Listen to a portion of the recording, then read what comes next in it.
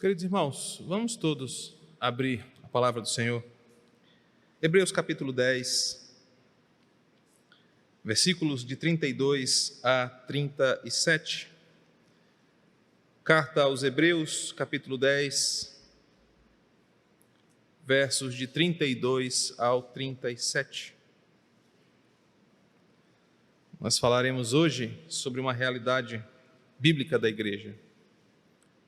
Triunfantes, ainda que atribulados. Esta é a verdade que ouviremos da parte das Escrituras nessa noite.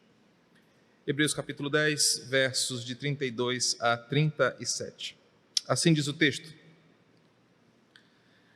Lembrai-vos, porém, dos dias anteriores, em que, depois de iluminados, sustentastes grande luta e sofrimentos, ora expostos como em espetáculo, tanto de opróbrio quanto de tribulações, ora tornando-vos coparticipantes com aqueles que desse modo foram tratados.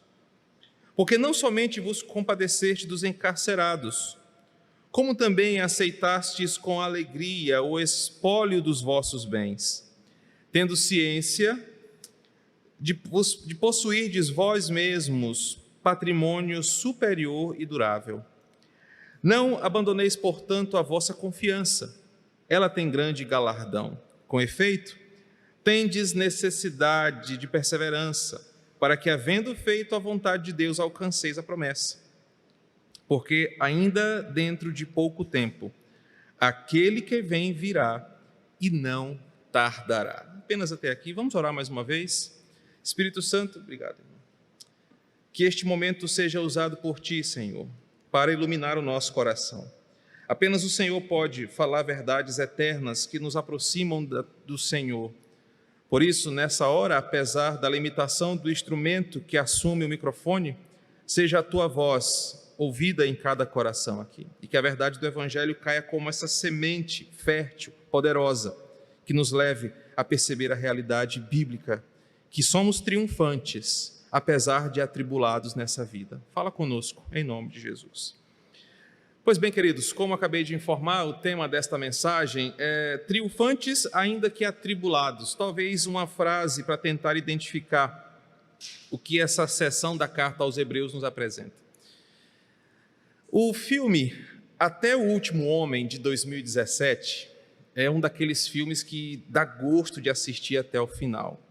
É um filme que conta a história de um soldado médico chamado Desmond Doss. É um filme baseado numa história real, do contexto da invasão da ilha de Okinawa durante a Segunda Guerra Mundial. Desmond é rotulado no filme como um soldado que tem objeção de consciência. Por causa da sua fé, da sua religião, esse soldado ele não pega em armas e a sua crença não o permite pegar em armas. Mas mesmo assim, esse soldado ele deseja servir o seu país, defender a sua bandeira corajosamente em meio a uma guerra. O ápice do filme é quando, em meio a um intenso bombardeio, tiros para todos os lados, explosões, mais uma vez o exército americano é duramente atacado e impelido a recuar pela encosta de uma colina. O filme se dá na invasão desta colina, onde eles sobem uma tela feita de cordas e lá em cima tem o inimigo, o exército japonês, e é uma briga muito pesada. Só que nessa parte do filme, o ápice do filme, ela é mais intensa do que as anteriores, e o massacre é pesadíssimo. O exército americano se vê atacado duramente pelos inimigos, e vários dos compatriotas de Desmond, até mesmo uns que zombavam porque ele era um soldado que não pegava em armas, estão gravemente feridos. A cena mostra soldados baleados, que foram atingidos por granadas, por metralhadoras, por rifles. Há explosões, granadas, bombas, tiro, gritos de desespero. E aqueles soldados que receberam um presente do governo dos Estados Unidos da América, como o sargento grita na hora do treinamento, um rifle para se defender, são os primeiros a gritarem em um ato de desespero: recuar, recuar, salvem suas vidas, voltem, voltem. A ironia do filme é que os soldados armados são os primeiros covardes a quererem voltar para salvar as suas vidas. Nessa cena, Desmond Doss, o soldado sem rifles, sem granadas e sem pistolas, diante dos gritos de socorro dos seus colegas feridos, tem uma difícil decisão a tomar. Ou ele desce, recua, para salvar a sua própria vida com o exército acovardado e temeroso, ou ele fica ali para cumprir o seu chamado e a sua promessa de salvar vidas. Na cena, que é o ápice do filme, ele lembra de tudo que ele passou para estar ali. Ele lembra da sua vocação, ele lembra das suas convicções, ele lembra do seu treinamento, da sua fé, e ele é o único que não recua. Ele fica firme. Mesmo diante de um intenso tiroteio, inimigo para todo lado, esse soldado, Desmond, é o único que sozinho, em meio às tropas inimigas, fica ali para salvar os seus colegas. E aí, durante toda a noite, você deve lembrar dessa cena, o soldado Desmond, ele vai um por um resgatando os seus amigos que estão feridos, espalhados no campo de batalha, e por uma corda ali no penhasco, ele vai descendo um por um. E assim, nesse ato de coragem e de fé, a cada novo salvamento, o soldado covarde, como ele foi chamado pelos seus colegas no treinamento, ele faz uma oração: Senhor, por favor, me ajude a salvar mais um, me ajuda a salvar só mais um. E durante toda a noite, o soldado Desmond resgata um soldado ferido, os desce por uma corda, e durante toda a noite ele resgata os seus colegas e até mesmo os que zombaram dele do campo de batalha. E foi assim, sem armas, atribulado, humilhado, em meio a uma guerra cruel e devastadora, que esse soldado franzino, quem lembra do filme vê que ele é parecido assim, alguém aqui da igreja que eu não vou citar, mas bem magrinho, velho, todo curvadinho assim, ele se torna um dos grandes heróis da Segunda Guerra nos Estados Unidos. Ele não confiava nas armas humanas, mas confiava na presença de Deus, que havia colocado uma fé em seu coração. Esse soldado franzino acabou por inspirar os seus colegas de batalha, e no final do filme, o exército americano, confiando na presença de Desmond Doss e confiando na fé deste jovem, decide então subir de novo aquela colina, e o filme se dá com a tomada da ilha japonesa. Por que eu comecei falando desse filme? Porque esse filme parece nos levar para perto do que Hebreus 10, 32 a 37 nos conta. Um grupo de atribulados, escarnecidos, zombados pelo mundo e por vezes humilhados por causa da fé, por causa do credo, por causa da confiança da palavra, que está no meio de uma guerra cruel e devastadora contra o pecado e a natureza caída. Aqueles que confiam numa palavra que às vezes são tentados a recuar, são tentados a desistir, são tentados a descer a colina quando o inimigo vem com a sua força impiedosa contra nós. Nós parecemos muito com o que está ali descrito naquele filme. Ora, nós parecemos e nos identificamos com o soldado Desmond. Ora, nós parecemos o exército americano, acovardado com medo do inimigo. Só que quando nós olhamos para Hebreus capítulo 10, versos de 32 a 37, nós percebemos que o texto nos leva a não nos acovardar. O texto nos leva a não retroceder, mas nos leva a ser lembrados de quem nós somos.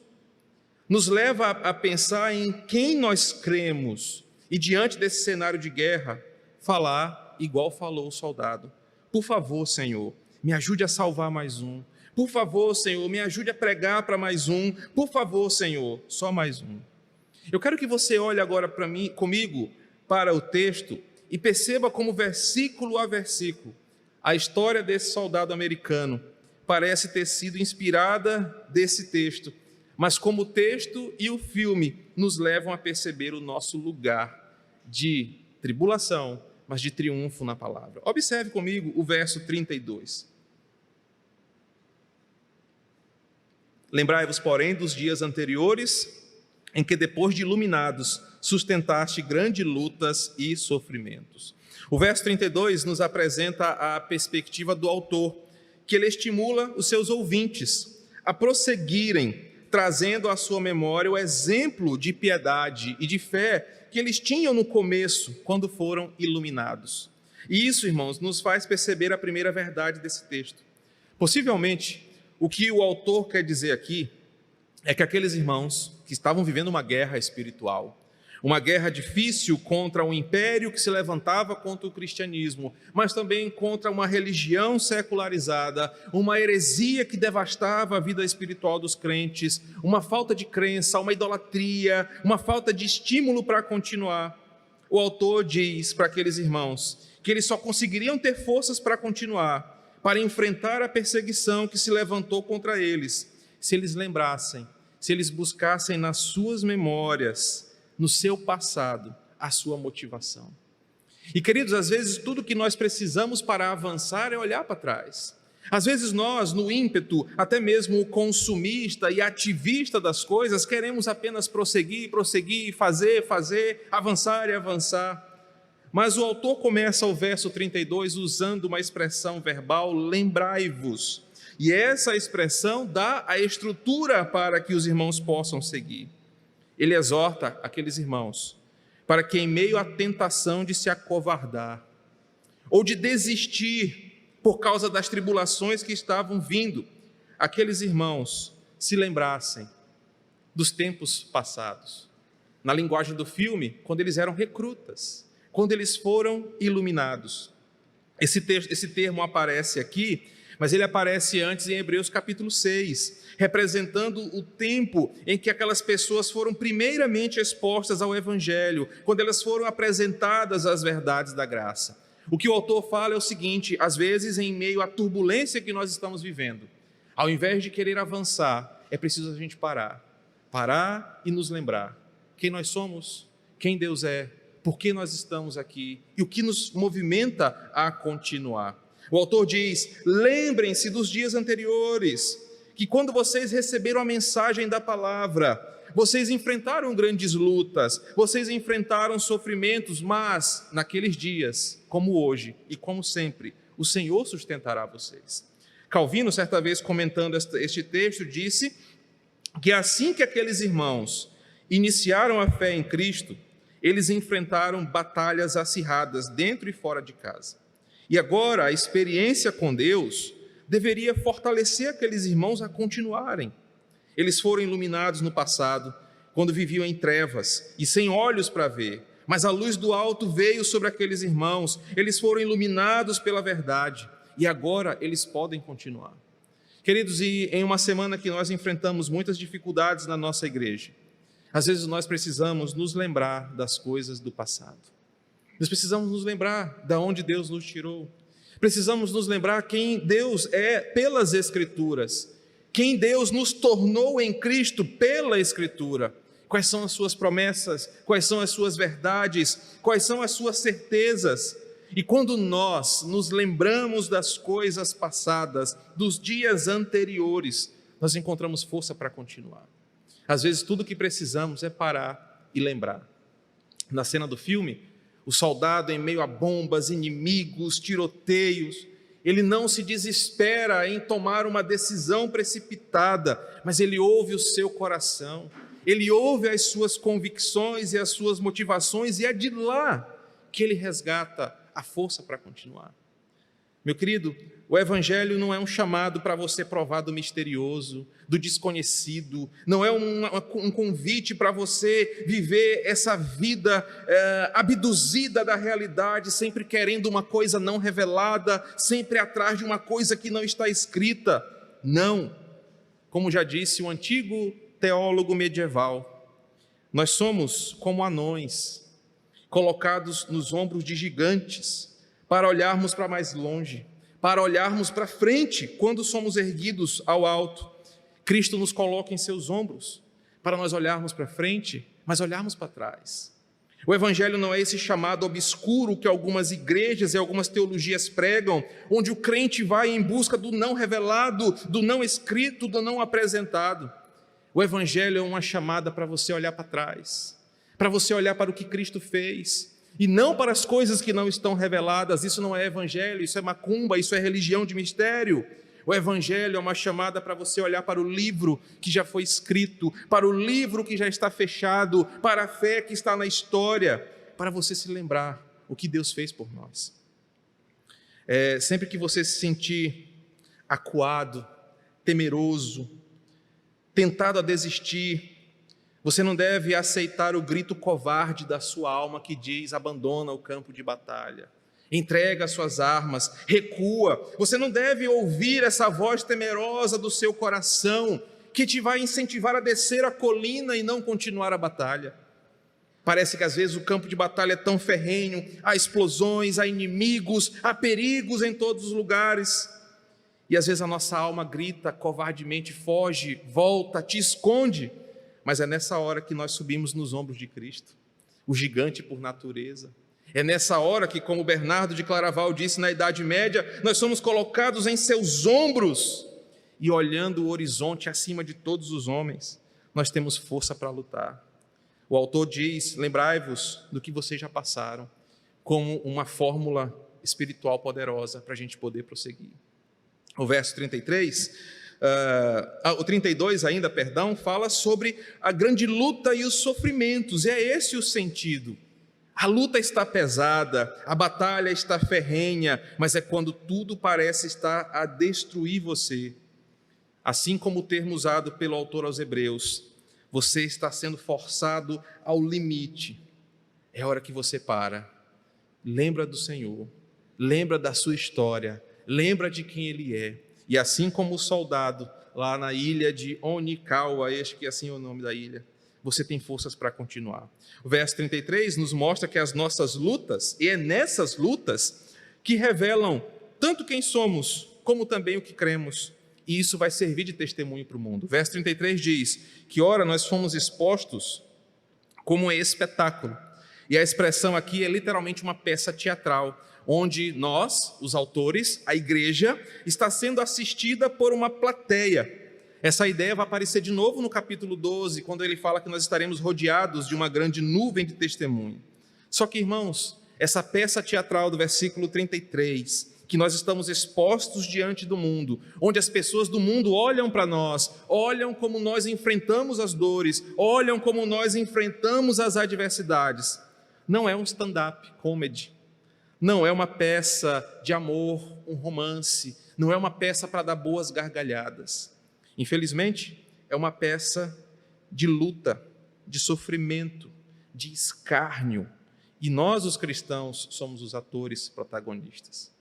O que o autor aos Hebreus vai dizer aqui é que é nessa oportunidade de dores, sofrimentos, escárnios, que nós temos a oportunidade de mostrar o valor da nossa fé.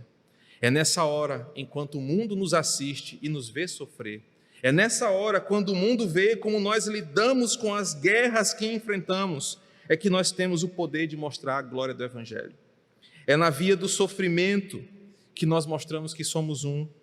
É na via da dor, quando nós somos assolados pelas ondas tempestivas desse mundo caído, que às vezes nos envergonham, às vezes nos atribulam, às vezes tentam nos fazer desistir, é que aparece um dos elementos mais fundamentais do Novo Testamento. Nós somos um porque somos igreja. A força da unidade, da comunhão, nos faz prosseguir. Olha o verso 33. Ora, expostos como espetáculo, tanto de vergonha quanto de tribulação, ora, tornando-vos co-participantes com aquele que desse modo são tratados. O autor fala do exercício dessa coletividade, do uns aos outros, tão presente no Novo Testamento, na compreensão do que é o corpo de Cristo, na compreensão de que nós somos aqueles que participam das dores uns dos outros, porque as guerras nunca são individuais. Assim como dois exércitos se enfrentam no filme, onde várias pessoas lutam por um ideal, assim nós, igreja, estamos envolvidos nas guerras uns dos outros. Afinal de contas, Satanás não é meu inimigo. Afinal de contas, Satanás não é o seu inimigo, ele é o inimigo da igreja. E nós juntos somos igreja. Por isso o autor fala que nós somos co-participantes com aqueles que também estão nessa batalha. É a beleza da unidade, irmãos, do se importar uns com os outros, do sofrer com os que sofrem, de estar ao lado daqueles que estão nos seus momentos ruins, que mostra ao mundo uma grande verdade. A nossa força vem de algo além da nossa atitude humana. A nossa força para lutar vem do princípio bíblico de que na união dos irmãos há a bênção do Senhor.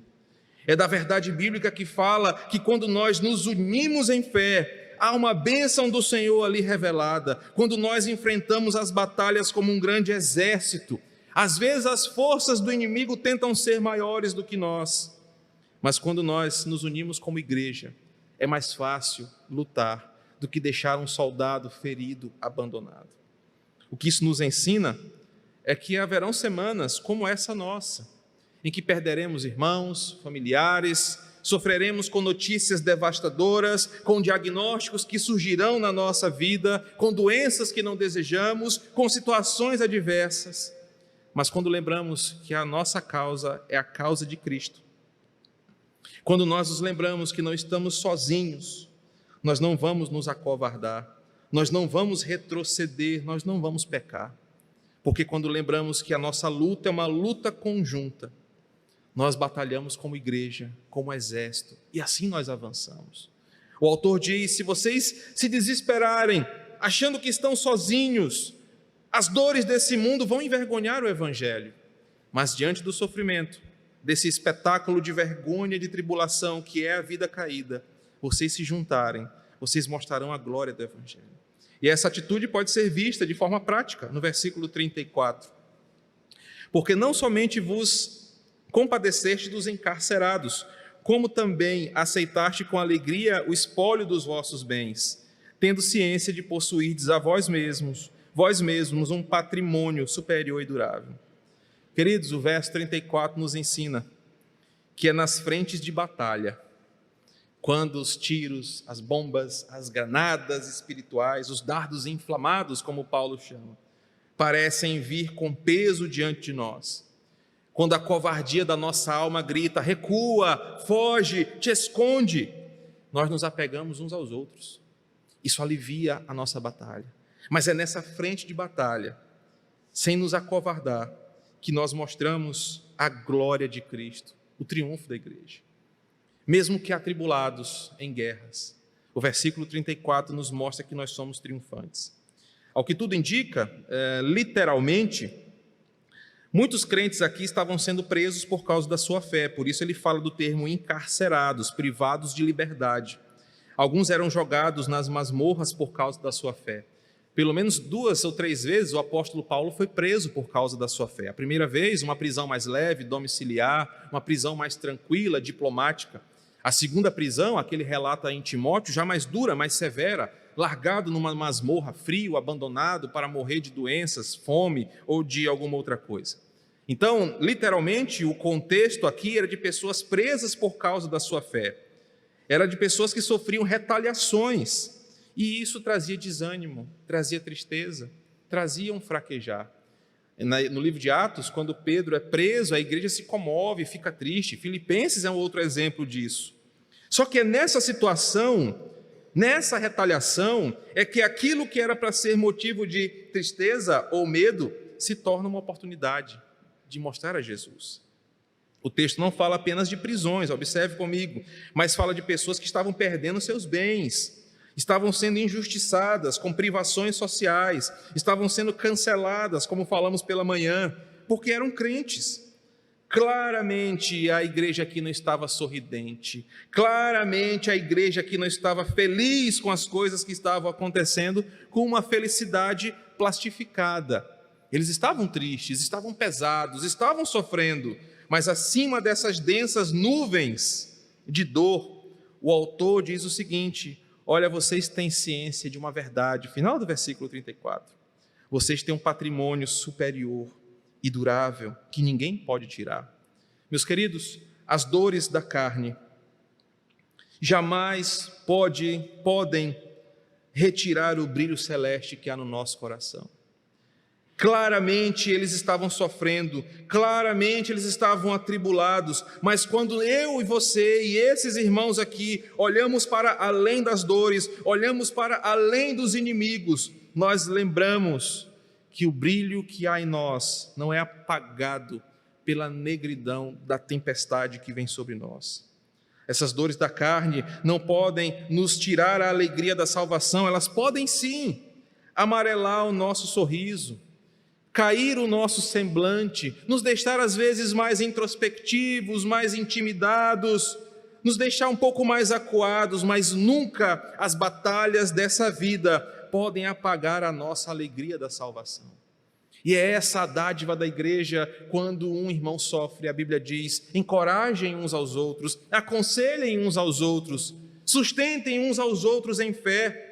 É nesse sentido que o texto fala que nós temos um patrimônio superior, durável, eterno.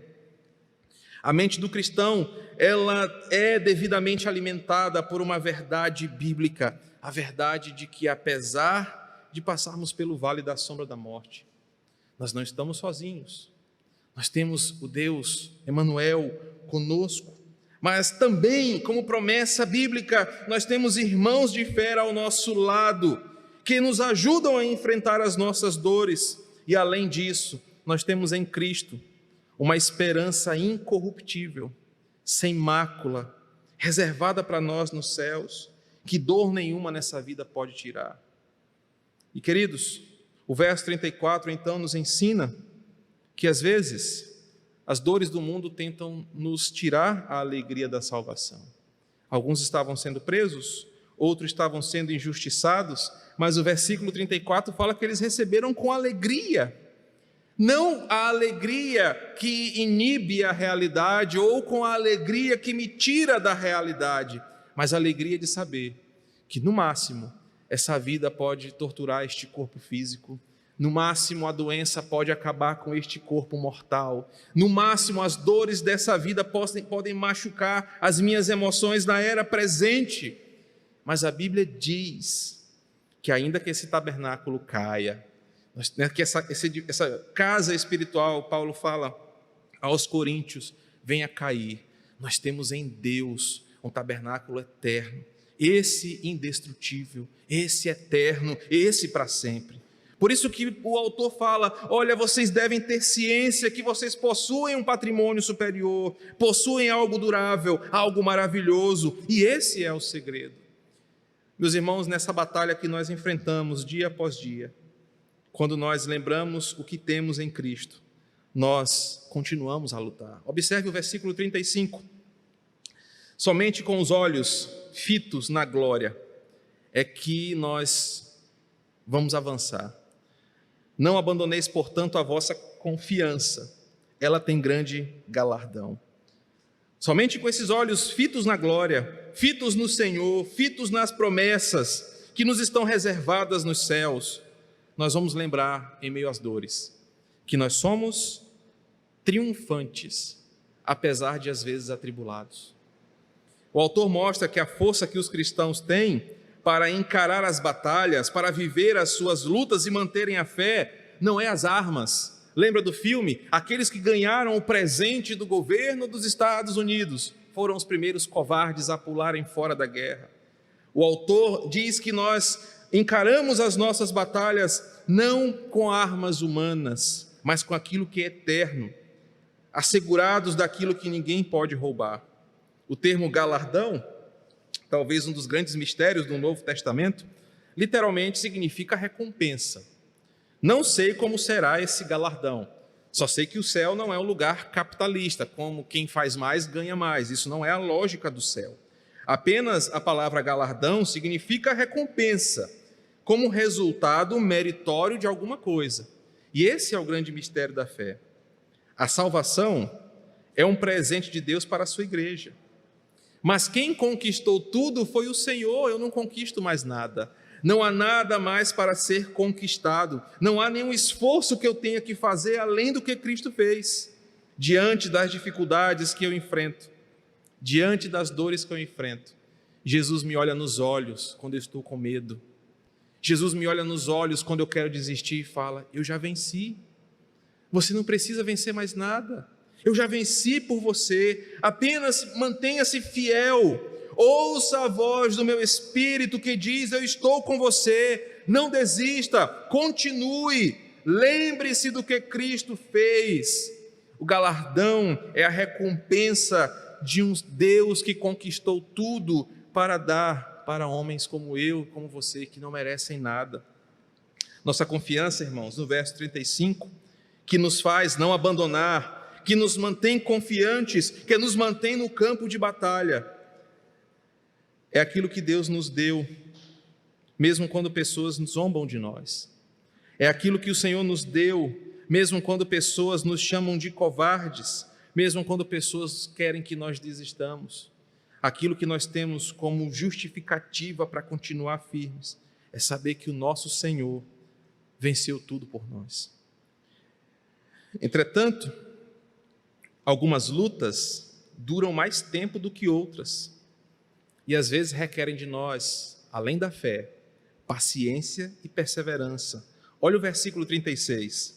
Com efeito, tendes necessidade de perseverança, para que, havendo feito a vontade de Deus, alcanceis a promessa. Calvino, de novo comentando esse texto, ele traz uma verdade muito interessante.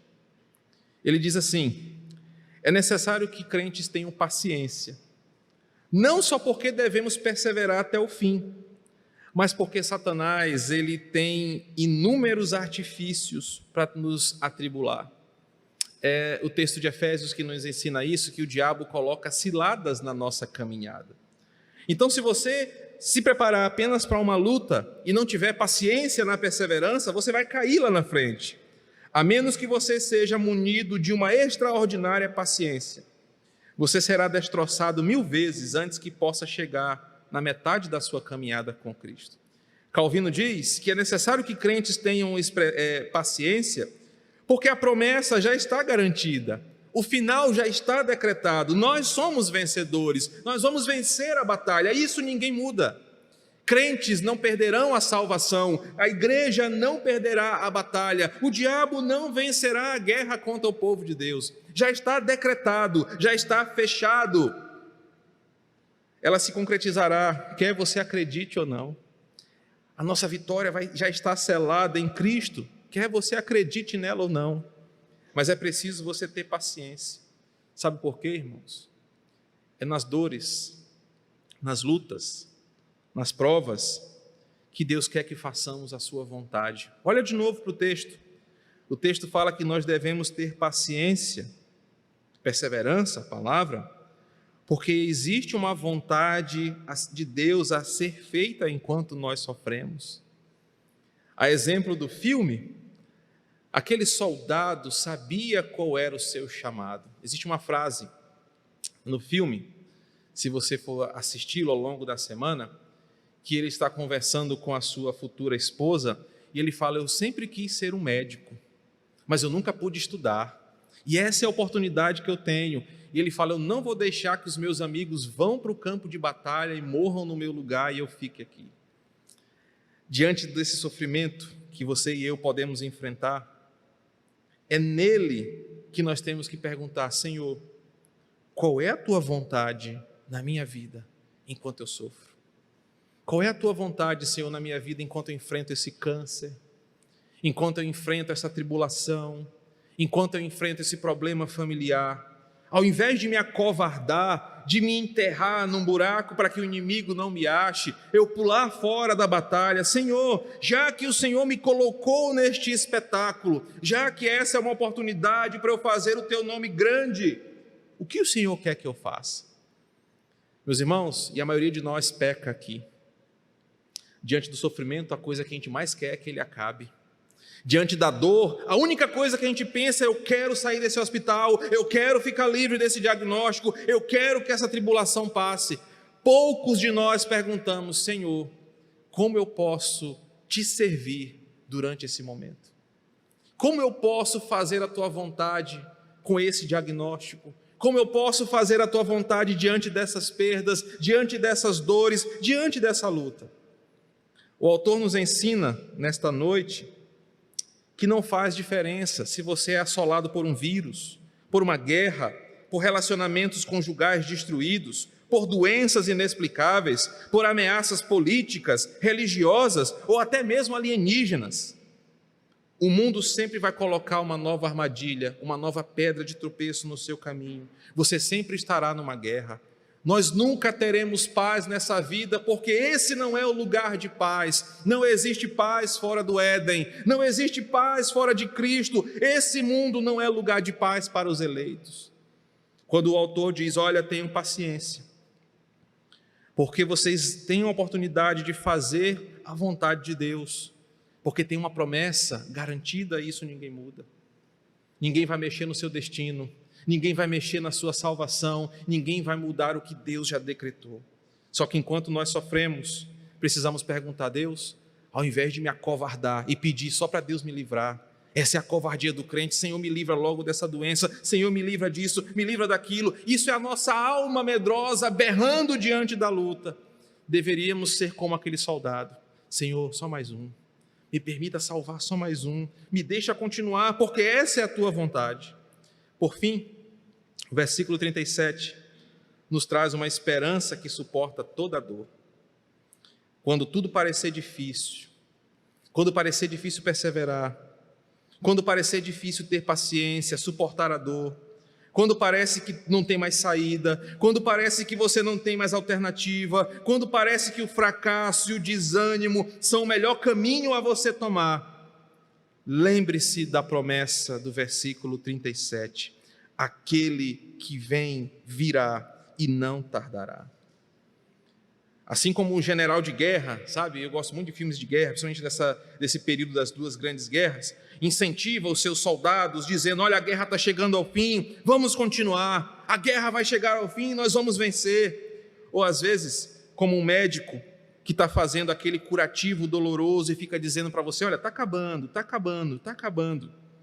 Assim é a certeza que Deus diz na sua palavra: eis que venho sem demora. É assim que está escrito em Apocalipse 3, verso 11: eu venho sem demora, o Senhor logo virá, a noite escura da alma vai passar, o sol da justiça vai brilhar no horizonte e finalmente a batalha vai ser vencida. Finalmente nós vamos vencer gloriosamente. E, irmãos, quando Ele vier, toda dor vai passar. Quando Ele vier, toda lágrima será enxugada, toda ferida será sarada, não haverá mais guerra, porque o Senhor dos exércitos todo-poderoso derrotará os nossos inimigos de uma vez por toda.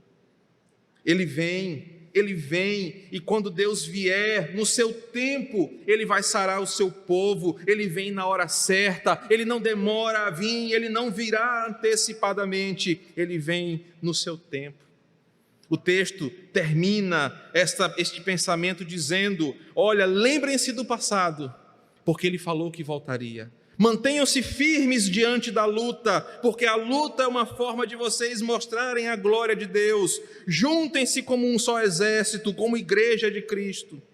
Pensem na glória, pensem nas promessas, não abandonem a paciência, tenham confiança, porque Ele vem. Queridos, eu só quero terminar.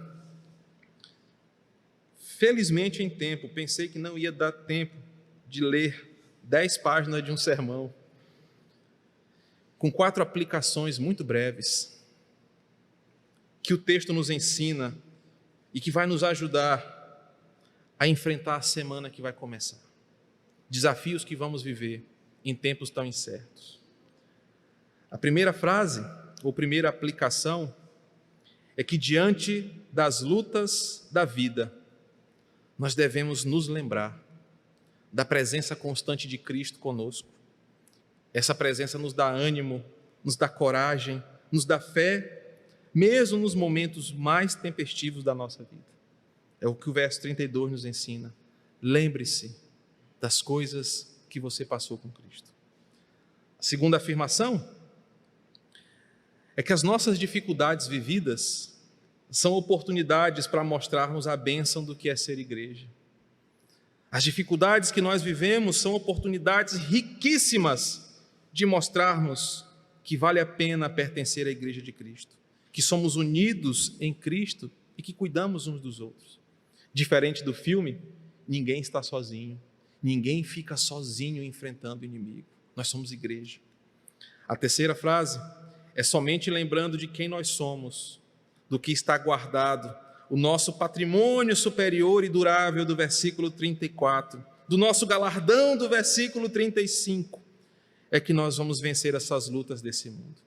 Mesmo que às vezes a morte pareça uma derrota, ela significa a vitória do cristão. E por fim, somos eternamente triunfantes, ainda que por um breve tempo aqui atribulados. Ninguém tira a nossa vitória. Vamos orar. Querido e bondoso Senhor, graças te damos pela tua palavra que aquece o nosso coração, que dá esperança para o cansado, que ilumina o caminho do perdido, que nos dá forças para continuar. É essa palavra que nos mantém firmes na rocha que é o Senhor.